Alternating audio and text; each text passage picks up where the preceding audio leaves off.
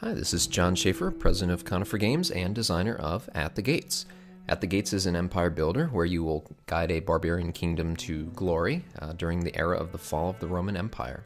So, in this video, I'll be giving you the first 15 or so minutes of gameplay, which should hopefully give you a good feel for what makes At the Gates unique.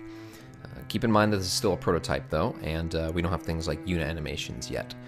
Alright then, let's go ahead and get started. So, this being an empire builder, a big part of the game is exploring the world around you. So you can see that there's a fair amount of fog of war around us that we'll want to uncover as the game goes on. And we'll go ahead and start sending our scout out to explore. Now, another part of an empire builder is developing your empire. So we have a couple settlements here that are capable of building new units. For example, we can build more scouts, and later in the game we'll be able to build things like cavalry, but we can't do that quite yet. So, we'll go ahead and get our scout out there, and we found an abandoned village, which will give us some bonuses here. This one in particular gave our scout extra vision, which is great because scouts are designed to explore the map. And it looks like we've uncovered a few other things. So, off to the right here, you'll see that there's a hostile stronghold, and there are enemy soldiers here that will come after us, so we'll want to watch out. Eventually, we'll want to take them out, but we're not quite strong enough yet. You can see that their strength is 5 and ours is only 1, so that wouldn't be a very good fight for us. So we'll have to get back to them later. Now, one of the other things that we found here is an iron mine. And you'll see, we'll click on our logging camp here, and one of the unique aspects of At the Gates is the fact that resources deplete over time.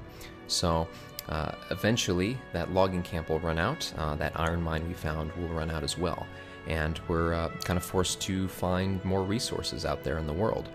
So fortunately there's the iron mine nearby, and we'll be able to grab that, but there are also other ways of acquiring new resources. For example, we can actually migrate and move our settlements around the map. So if our area around us becomes depleted, we can go ahead and move to another part of the map that has more resources that we can get to. Resources are a very important part of the game, and they really help give At the Gates a good pace. So, as I mentioned, we have an iron mine here that's owned by a neutral power. You can tell by its white flag. And I think we should probably go ahead and grab it. That way we can build up our stockpile of metal and train some units. So, when you capture an improvement, you have the choice to either keep it or you can pillage it. And pillaging it will basically destroy the improvement, but it'll give you a big lump sum of metal or whatever. So usually want to do that when you're pretty desperate. We're not right now, so we'll just capture it. So we'll go ahead and move our settlements up here. Now, another important aspect of At the Gates is terrain. So you'll see this river up here. This is actually a large river, which makes it impassable normally. We'll get back to that later. On the right here, you can see marshes, which require multiple turns to enter, and there's also other interesting terrain like forests that give defensive bonuses, that sort of thing. So, we'll go ahead and keep moving here, and I'll talk a little bit about the units. So, units in At the Gates have a few properties that make them unique. So, they have strength, which we talked a little bit about earlier. That's based on your natural strength value and how much health and morale you have. So, health is basically what it sounds like, how much damage you've taken. If you suffer health damage, you can only recover it in settlements, so you kind of want to be careful about that, especially when attacking.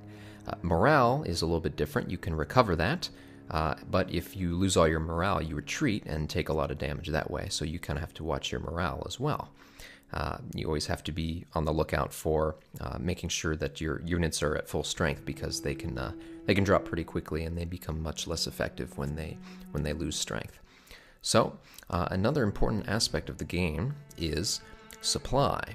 So, you'll see that on the unit here we have a provisions amount. We'll get back to that in a second. But the way the supply system works is the terrain tiles each provide a small amount of supply, or a certain amount, and supply can also come from your settlements as well. And if a unit doesn't have enough supply, normally a unit needs 3 supply to keep at full strength, then it starts losing provisions. When it runs out of provisions, then it starts taking damage. So you kind of really have to keep a close eye on that, especially as winter comes by. So we'll keep going here, and you'll see that the settlement here actually produces supply, like I talked about. And we'll turn on the supply view, and you can see what the supply radius of the settlement is.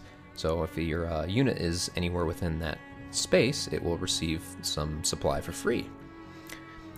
We'll go ahead and keep moving here. We found a logging camp. We'll